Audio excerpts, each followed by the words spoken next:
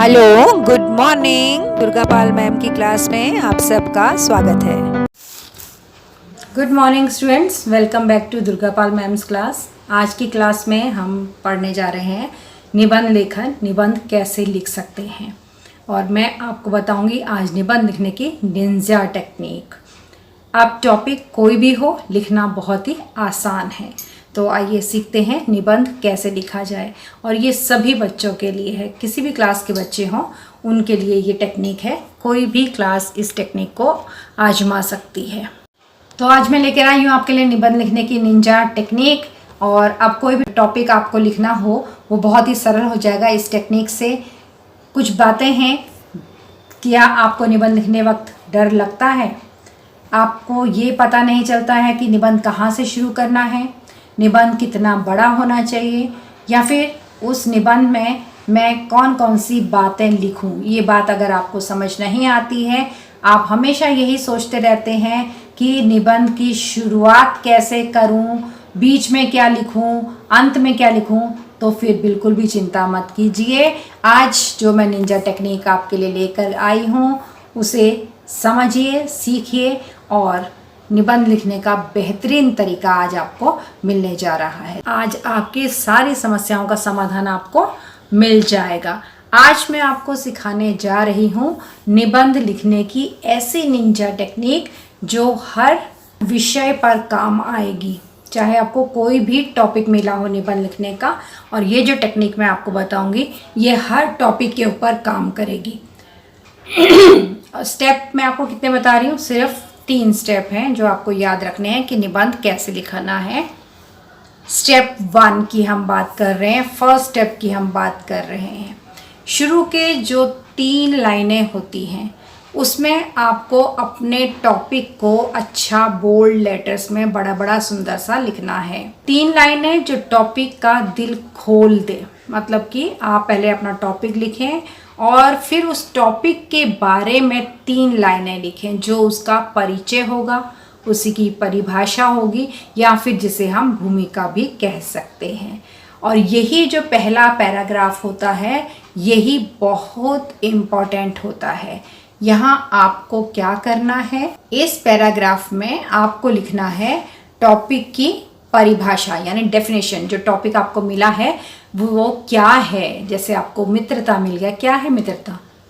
2 लोगों के बीच में एक ऐसा बॉन्ड जो जिंदगी भर निभाया जाएगा, जिसमें कोई धोखा नहीं होगा, सिर्फ प्रेम और विश्वास होगा, इसी को दोस्ती कहते हैं। तो इस तरह की परिभाषा जो दूसरे सुनने वाले को भी बहुत अच्छी लगे, आम शब्दों से हटकर आप मित्रता के ऊपर लिखिए कि 2 बच्चे जो संग में स्कूल पढ़ते हैं उनमें मित्रता होती है। नो, मित्रता एक ऐसा शब्द है जो हमारे मन से निकलता है। ये एक ऐसा रिश्ता है जो हम पर थोपा नहीं जाता बल्कि इसे हम खुद बनाते हैं।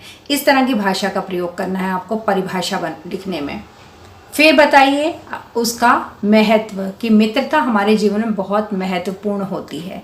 ये अभी पहला ही पैराग्राफ चल रहा है और उसमें हम परिभाषा दिए हैं और उसके बाद उसका महत्व बता दिया हमने कि मित्रता जीवन में बहुत महत्वपूर्ण होती है। रिश्ते टूट जाते हैं, जो रिश्ते हमारे खून के होते हैं वो टूट जाते हैं, लेकिन मित्रता काम आती है। और फिर एक लाइन में लेख का उद्देश्य तय कर लीजिए।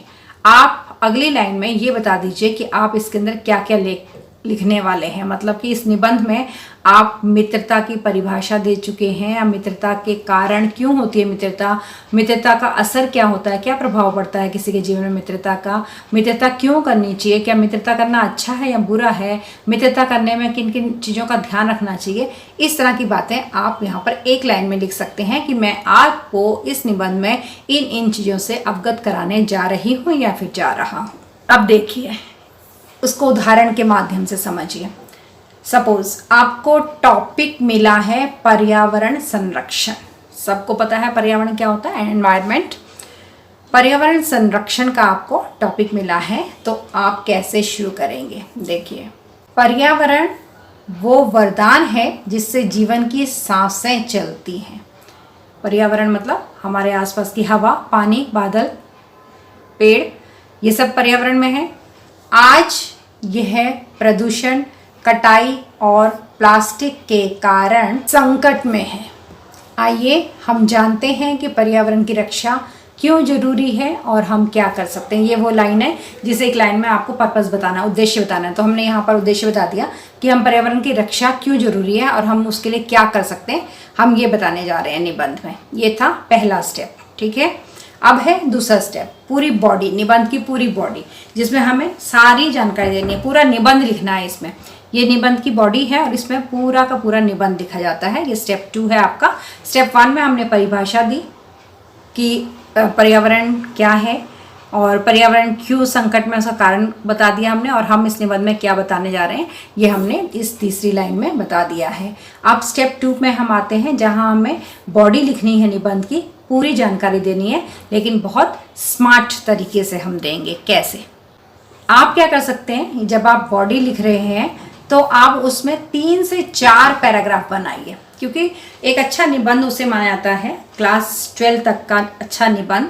अगर आपको शब्द सीमा दी गई है 3 से 350 शब्दों की शब्द सीमा होती है 10th में और 12th क्लास में, तो उसके लिए आपको जरूरी है कि आप 4 पैराग्राफ बनाएं इस बॉडी में, क्योंकि एक पैराग्राफ हम ऑलरेडी ऊपर बना चुके हैं इंट्रोडक्शन वाला।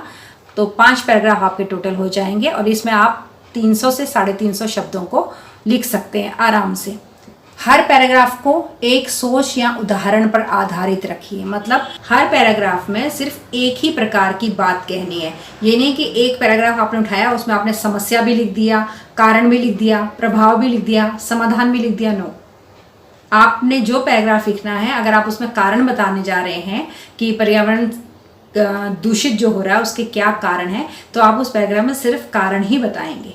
उसका अगला पैराग्राफ में आप उसका प्रभाव बताएंगे कि पर्यावरण प्रदूषण से हमारे जीवन पर या वन्य जीवों के जीवन पर क्या प्रभाव पड़ रहा है, पूरे वर्ल्ड में इसका क्या प्रभाव पड़ रहा है, ये आप सेकंड पैराग्राफ में बताएंगे। और थर्ड पैराग्राफ में अगर आपके पास कोई उपाय हैं कि हम उनसे कैसे बच सकते हैं, फोर्थ पैराग्राफ में आप बता सकते हैं कि इससे बचने के उपाय क्या हैं। तो हम यहाँ देखते हैं 3 से 4 पैराग्राफ बनाना है। पहला पैराग्राफ में आप क्या लिखेंगे, विषय से जुड़ी समस्या या वर्तमान स्थिति, मतलब आज स्थिति कैसी है। हम विषय लेके चल रहे हैं, एग्जाम्पल के तौर पर, उदाहरण के तौर पर मैंने यहाँ पे पर्यावरण संरक्षण का टॉपिक ले रखा है। तो पर्यावरण संरक्षण विषय की जो समस्या है वो आज कैसी है, क्या हम पर्यावरण दूषित होने से लड़ रहे हैं या हमारा पर्यावरण बिल्कुल साफ सुथरा है, हमें कोई समस्या नहीं है, किस समस्या में हम जी रहे हैं, ये पहले पैराग्राफ में आपको वर्णन करना है कि आज की स्थिति कैसी है।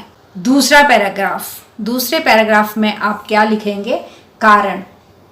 पर्यावरण दूषित तो है ही हमारा, पर्यावरण दूषित होने के क्या क्या कारण हैं ये आप सेकंड पैराग्राफ में लिखेंगे। पहले में हमने समस्या उठाई कि आज इस समस्या की क्या स्थिति है, कितनी गंभीर है या हल्की फुल्की है, आराम से हम उससे पार हो सकते हैं, या बहुत ज़्यादा समस्या ये बढ़ गई है, या इससे कितना नुकसान हमारी धरती को हो चुका है, ये हम पहले पैराग्राफ में ले रहे हैं। दूसरे पैराग्राफ में हम कारण बता रहे हैं कि ये जो स्थिति है ये किस कारण से हुई है, क्या कारण था पर्यावरण दूषित होने का। तीसरा पैराग्राफ हम लेते हैं प्रभाव। हमने कारण बता दिए किस कारण से हमारा पर्यावरण दूषित हो रहा है, कितना हो चुका है। अब हम बताते हैं प्रभाव कि हम पर या जंगली जीव जंतुओं पर या हमारी वनस्पति पर इसका क्या प्रभाव पड़ रहा है, हम कितना सफ़र कर रहे हैं इस वजह से, ये हम बताएंगे तीसरे पैराग्राफ में। चौथा पैराग्राफ, इसमें हम लेते हैं समाधान या फिर सुझाव। अगर आपको कोई भी सुझाव पता है कि हम क्या कर सकते हैं, एक जागरूक नागरिक होने के नाते हम इस विषय में अपना क्या योगदान दे सकते हैं अपने राष्ट्र को, तो हम वो सुझाव यहाँ चौथे पैराग्राफ में दे सकते हैं। तो ये थे आपके 4 पैराग्राफ जिसमें हमने लिया विषय से जुड़ी समस्या, वर्तमान स्थिति, दूसरा कारण, तीसरा प्रभाव और चौथा समाधान या फिर सुझाव। तो ये 4 पैराग्राफ प्लस एक इंट्रोडक्शन वाला ऊपर पैराग्राफ जिसमें हमने एक पंच लाइन लिखी दी थी। तो ये 5 पैराग्राफ आपके बन जाएंगे। इसके बाद आपके लिए एक स्पेशल टिप है कि जब भी आप पैराग्राफ की शुरुआत करें, चाहे वो पहला, दूसरा, तीसरा, चौथा या पांचवा कोई भी पैराग्राफ है, आप जब पैराग्राफ की शुरुआत कर रहे हैं, पैराग्राफ के बीच में आप थोड़ी हल्की, साधारण, सरल भाषा का प्रयोग कर सकते हैं। लेकिन जब आप पैराग्राफ को शुरू कर रहे हैं तो शुरू करते वक्त जो पहली लाइन है वो थोड़ी आपकी पावरफुल लाइन होनी चाहिए। थोड़ी सुलझी हुई लाइन होनी चाहिए, थोड़ी ऐसी लाइन होनी चाहिए जिसमें पता चले कि बच्चे ने दिमाग का प्रयोग किया है।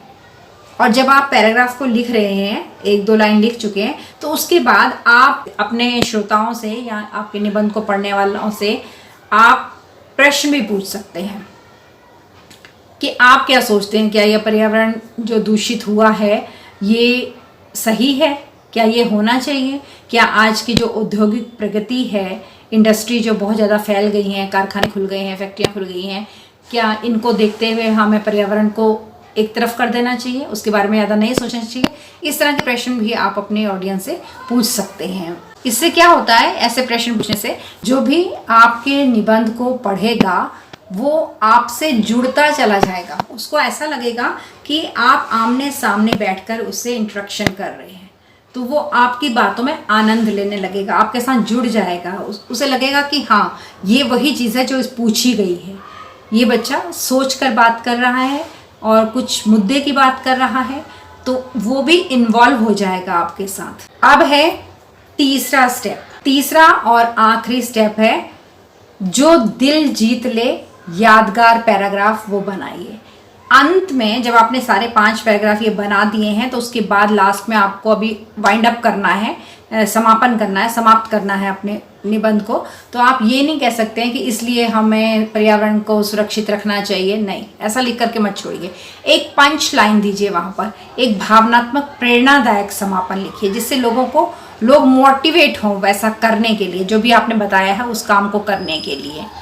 जैसे उदाहरण के तौर पर आप ये मत लिख दीजिए सिंपल सा कि पर्यावरण संरक्षण बहुत जरूरी है और हम सबको ये सब करना चाहिए, नहीं। आप लिखें पर्यावरण सिर्फ पेड़ नहीं हमारा भविष्य है, अगर हमने आज नहीं संभाला तो कल सिर्फ पछतावा बचेगा।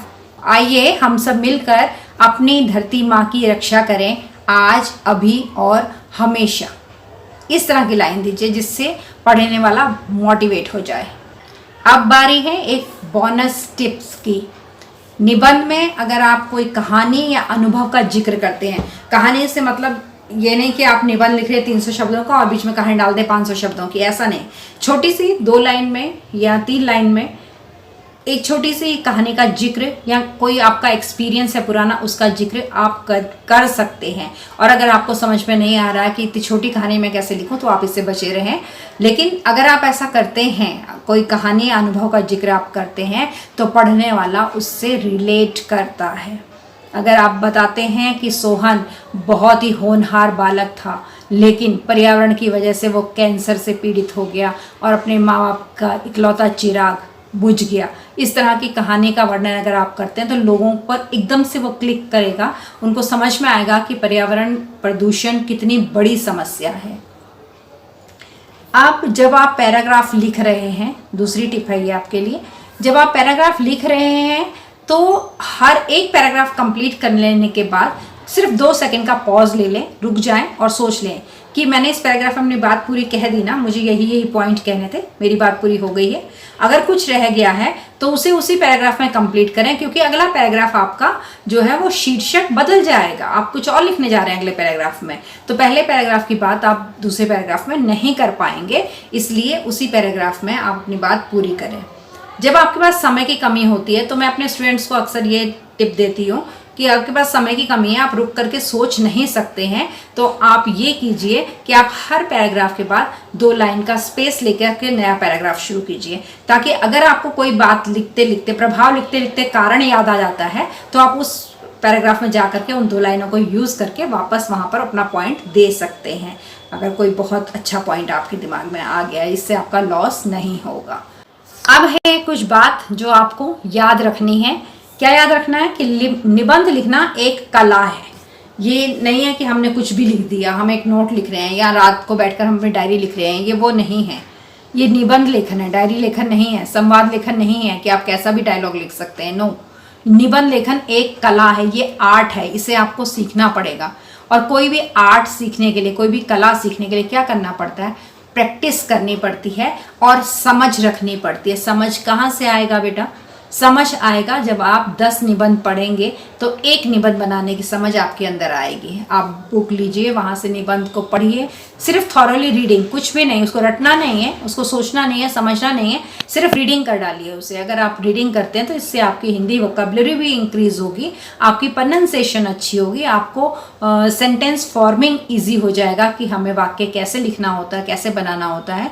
तो आप इस भाषा में निपुण अगर होना चाहते हैं तो रीडिंग की आदत जरूर डालिए। तो अगर आप इस निंजा टेक्निक को फॉलो करेंगे तो कोई भी टॉपिक आपको मिल जाए, कोई भी टॉपिक आपको मिल जाए, मैंने तो एक टॉपिक यहाँ एग्जाम्पल के तौर पे लिया ना, पर्यावरण संरक्षण, आपको कोई भी मिल जाए, कोई हल्के से हल्का, कोई भारी से भारी टॉपिक आपको मिल जाए, आप उस पर आराम से निबंध लिख सकते हैं। आपके हर शब्द में आत्मविश्वास झलकेगा, हर लाइन में आपका सोचने का स्तर भी दिखाई देगा। तो अगली बार जब भी आपको निबंध लिखना हो तो डरिएगा मत, इस निंजा टेक्निक को, 3 स्टेप टेक्निक को याद रखिएगा, तीनों स्टेप्स को फॉलो कीजिएगा और मुस्कुराते रहिएगा और बोलिएगा कि लाइए टाइटल बताइए, मैं अभी लिख देता हूँ, मैं संभाल लूँगी सब कुछ निबंध के अंदर। तो कॉन्फिडेंस होना चाहिए। निंजा टेक्निक आपको मिल गई है, सिर्फ 3 पॉइंट है, 3 पॉइंट को दिमाग में रखिए और उसके हिसाब से आप अपना निबंध तैयार कर लीजिए। ये मत समझिएगा कि मैम निंजा टेक्निक देख के चली गई, नहीं, मैं आपके लिए पर्यावरण संरक्षण पर पूरा निबंध मैंने तैयार किया है, आप उसे देखिए। आपके लिए यहाँ पर ये निबंध दिया गया है और टॉपिक है पर्यावरण संरक्षण, जिसका मैं एग्जाम्पल लेकर के आपको समझा रही थी। जीवन की सांसों की सुरक्षा आप लिख सकते हैं, पर्यावरण संरक्षण, और शुरुआत जब आपको करनी हो तो आप यहीं से कर सकते हैं कि जीवन की सांसों की सुरक्षा। जब हम पर्यावरण की बात करते हैं तो ये एक इंसान की सांसें होती हैं और सांसें बचाना हमारे लिए कितना आवश्यक है। देखिए, मैंने जो शब्द सीमा ली है वो 370 ली है, जो 12th तक के बच्चों के काम आएगी। पहला स्टेप जो मैंने आपको फर्स्ट स्टेप बताया था वही मैंने यहाँ सारे स्टेप फॉलो किए हैं, आप ध्यान दीजिए। पर्यावरण वो वरदान है जिससे जीवन की सांसें चलती हैं। ये धरती का वो आंचल है जो हमें हवा, पानी, भोजन और सुकून देता है। लेकिन आज ये वरदान संकट में है। प्रदूषण, जंगलों की कटाई और प्लास्टिक जैसी लापरवाहियों ने इसे घायल कर दिया है। प्रदूषण ने, जंगल की कटाई ने और प्लास्टिक का जो यूज़ हम कर रहे हैं उसने इसे घायल कर दिया है। आइए हम जानते हैं कि पर्यावरण की रक्षा क्यों जरूरी है, हम क्या कर सकते हैं। ये था फर्स्ट स्टेप। सेकंड स्टेप में आ जाइए। देखिए, सेकंड स्टेप ये है स्टेप नंबर 2, उसका पहला पैराग्राफ जिसमें हमने आज की स्थिति बतानी थी। ठीक है, तो आज नदियां सूख रही हैं, हवा जहरीली हो रही है और बारिश अनियमित होती जा रही है। प्राकृतिक आपदाएं बढ़ रही हैं। प्राकृतिक आपदाएं किसे कहते हैं? जो भगवान की तरफ से हमारे ऊपर संकट आते हैं, जैसे बाढ़, सूखा, जंगल की आग, ये अब सामान्य बातें हो गई हैं। क्या ये संकेत नहीं है कि हम अपनी धरती के साथ अन्याय कर रहे हैं? देखिए, यहाँ आज की स्थिति बता करके हमने यहाँ पे पैराग्राफ छोड़ दिया। अब हम चलते हैं अगले पैराग्राफ में। सेकंड पैराग्राफ है कि क्या कारण है? कारखानों से निकलता हुआ धुआं, गाड़ियों से आती हुई गैसें और कटते हुए पेड़, ये है इसका कारण। ये सब हम इंसानों की प्रगति के प्रतीक है। हम जितना प्रगति कर रहे हैं, जितना आगे बढ़ रहे हैं, जितना हमारा विकास हो रहा है, प्रदूषण उतना ज़्यादा बढ़ रहा है। लेकिन क्या सच में ये तरक्की है जब हम अपने बच्चों को सांस लेने के लिए शुद्ध हवा नहीं दे सकते? तो ये था कारण। और ये है तीसरा पैराग्राफ जिसमें हम बता रहे हैं कि इसका प्रभाव क्या पड़ेगा। प्रदूषित जल से पेट की बीमारियां, वायु प्रदूषण से दमा और फेफड़ों की तकलीफें अब सिर्फ गांव या शहर की ही नहीं, हर घर की समस्या बन चुकी है।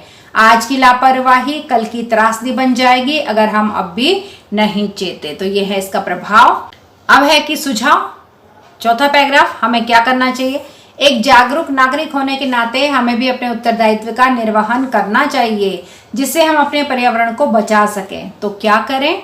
नीचे हमने सुझाव दिए हैं। हर महीने एक पौधा लगाएं, घर में प्लास्टिक का उपयोग कम करें, वर्षा के जल को संचित करके रखें, अपने बच्चों को प्रकृति से जोड़ें, बिजली और पानी का सोच समझकर उपयोग करें। याद रखिए, बदलाव की शुरुआत हमारे घर के दरवाजे से होती है, संसद से नहीं। इस तरह की 5 लाइनें आप बीच में जरूर लिखें जिससे आपके एग्जामिनर पे या जो भी पढ़ने वाला है उस पर बहुत प्रभाव पड़ता है। और अंत में आप जो समीक्षा है या आप जो इसका समापन करने जा रहे हैं वो कैसे करेंगे? पर्यावरण सिर्फ पेड़ नहीं, हमारा भविष्य है। अगर हमने आज नहीं संभाला तो कल सिर्फ पछतावा बचेगा। आइए हम सब मिलकर अपनी धरती माँ की रक्षा करें, आज, अभी और हमेशा। तो ये हमने इसमें डाल दिया इसके समापन में। ये थी आपकी निबंध लिखने के लिए निंजा टेक्निक। होपफुली आपको समझ में भी आ गई होगी और पसंद भी आ गई होगी। इस टेक्निक से अगर आप कोई भी निबंध लिखेंगे तो आप कभी भी निबंध लिखने में फेल नहीं हो सकते हैं। बहुत आराम से आप किसी भी टॉपिक पर निबंध लिख सकते हैं बिना डरे, बिना घबराए हुए। लेकिन ये बात भी आपको ध्यान रखनी पड़ेगी कि सिर्फ इस निंजा टेक्निक से आप निबंध लिखने बैठें और धड़ाधड़ आपके कलम से शब्द निकलते चले जाएं, ऐसा भी नहीं है। आपको कुछ रीडिंग हैबिट तो अपनी डेवलप करनी ही पड़ेगी, जिससे आपको शब्द भी मिलते रहेंगे और आपके दिमाग में वो शब्द घूमते रहेंगे। तो जब ज़रूरत होगी उस समय वो आपकी कॉपी में भी आ जाएंगे। तो अब चलते हैं, और चलने से पहले आपको करने हैं 4 काम। सबसे पहले आपको करना है लाइक का बटन दबाना है, अपने 2 दोस्तों के साथ ज़रूर शेयर करना है ताकि एग्ज़ाम में उनको भी फ़ायदा हो और आपको दुआएं मिलें। तीसरा, आपको चैनल सब्सक्राइब करना है। बिना सब्सक्राइब करे अगर आप दुर्गा पाल मैम की क्लास अटेंड करते हैं तो ये सबसे गलत बात है।